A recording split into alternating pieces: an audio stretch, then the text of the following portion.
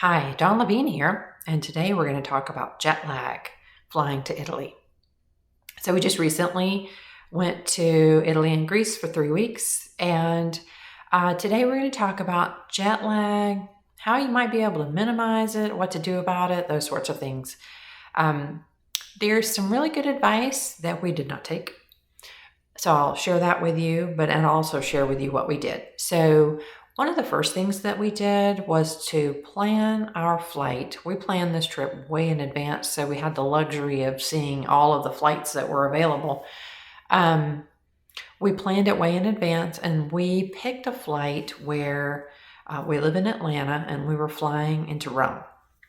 So we picked a flight that left in the evening and arrived in Italy early the next morning.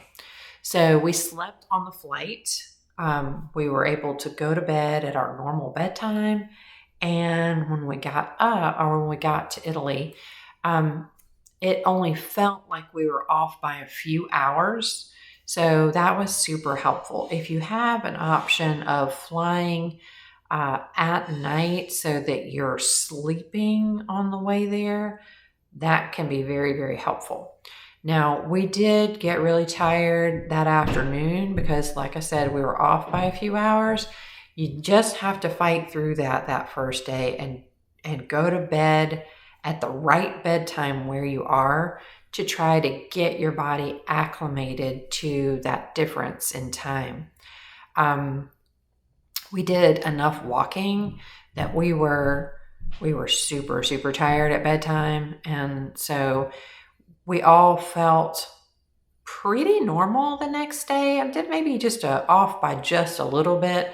So having that flight at that particular time was helpful.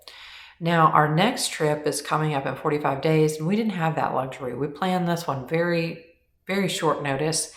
And so we're going to be flying in the middle of the day. We won't have that luxury, and we'll see how well we adjust. So for us, we're going to get the full effect of the jet lag because we're flying in the middle of the day and we're also going to only be there for 6 days. So we don't have as much time to recover before we're well into our trip. So everybody says that you've just got to fight through it and try to go to bed at the right time on that first day so that your body can try to adjust. On the way back, we didn't have as much of an issue with it because we had all planned to give ourselves the day off the day after we got back. So there was much less pressure to get back to a normal schedule immediately. And I will tell you, it took me much less time to adjust going to Europe than it did to come back.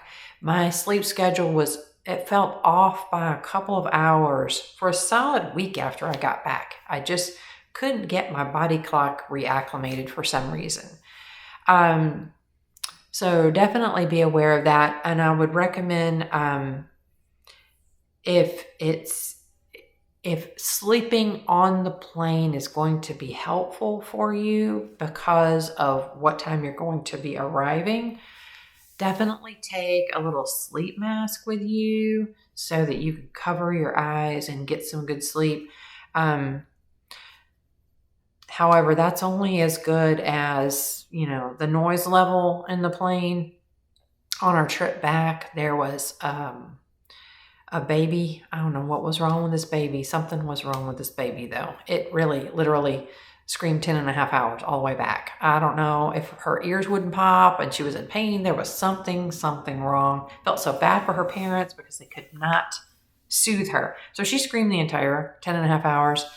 I would not have been able to sleep unless I had brought earplugs or something like that. So just be aware that the best laid plans might not work out like you expect. I will say also, as a precaution, I took melatonin with me if I needed assistance getting back on a sleep schedule. So that might be a good option for you as well. If you're struggling to go to bed at the right time, you still feel wide awake and it's supposed to be bedtime. So that can be a useful a useful option as well. I don't like to do sleeping pills. I don't do that. I don't mess with that. Melatonin is as strong as I'll go for that. So just keep in mind that might help you get on the right sleep schedule as well.